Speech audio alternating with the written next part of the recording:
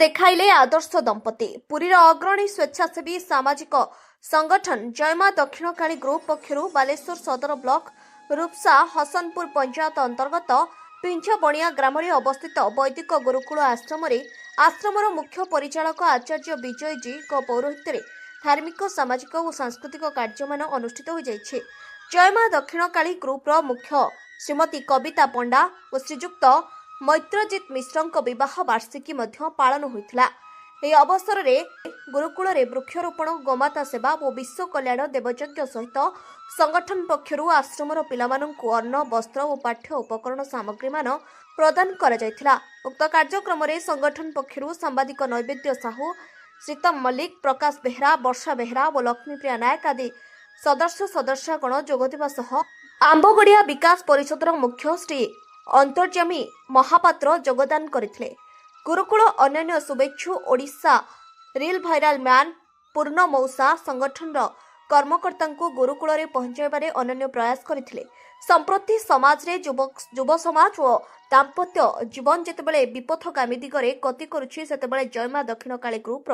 आदर्श युव दंपति निजर विवाह वार्षिकी नियारा ढंगरे पालन करने सह निजर दाम्पत्य जीवन सहित संगठन मान बढ़ाई समाज पाई उदाहरण सृष्टि करिथबारु आदर्श दंपति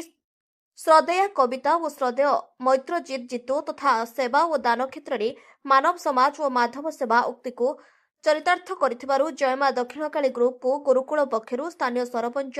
माननीय मालती प्रधान द्वारा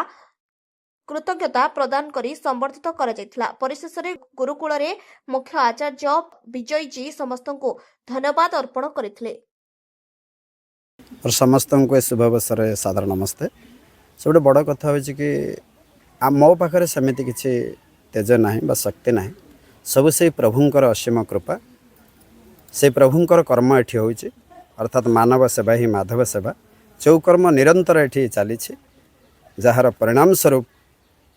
विभिन्न प्रांतर एठी महानुभाव दाता कौन पहुँचते से भली सुदूर पुरी माँ दक्षिणकाली संगठन ग्रुप आसी पहुँची आ सबुठु विशेष कथा हूँ से संगठन जे मुख्य आदरणीय कविता पंडा महोदया एवं श्रद्धेय आमर जीतू मिश्र महोदय भाई अच्छा ये दुई आदर्श दंपति को एते धन्यवाद देवी जे माने तांकर विवाह वार्षिक पालन करने आसिले एवं संगठनर सुनाम अर्जन करने संगठन को आगक नापी एक सेवा भी ता माध्यम कले ये कम लोकों भितर देखा जाए अर्थात निजर दिन को संगठनर दिन भितर जोड़बार प्रयास करिथिबारु मो तो गुरुकुल तरफ मो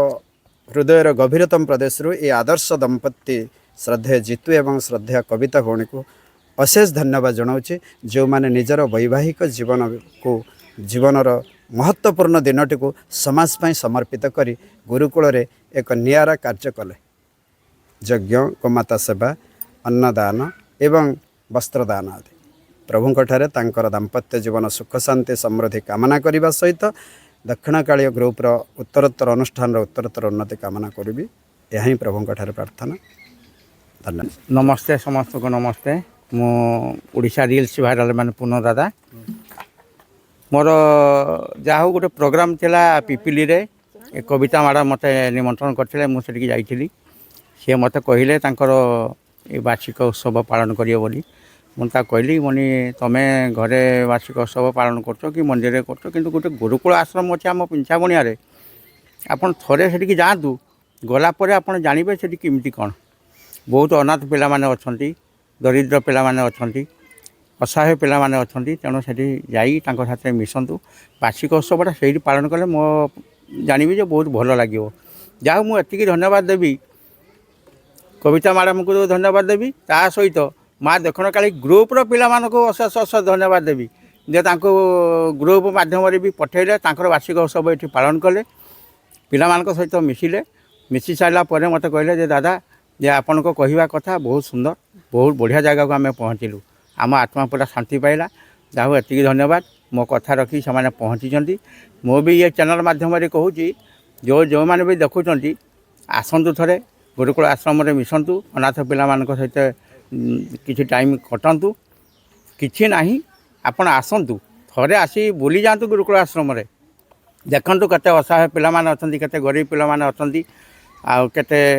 ସେମାନଙ୍କର ଚାଲିଚଳନ କଥାବାର୍ତ୍ତା ଗୁରୁକୁଳରେ କ'ଣ ହେଉଛି ନ ହେଉଛି ସବୁ ଜାଣିପାରିବେ। ଧନ୍ୟବାଦ। ବାଲେଶ୍ୱରରୁ ସ୍ପେଶାଲ ରିପୋର୍ଟର ବନମାଳୀ ମହାକୁଡ଼ଙ୍କ ରିପୋର୍ଟ, ସ୍ୱତନ୍ତ୍ର ଓଡ଼ିଶା ଲାଇଭ୍।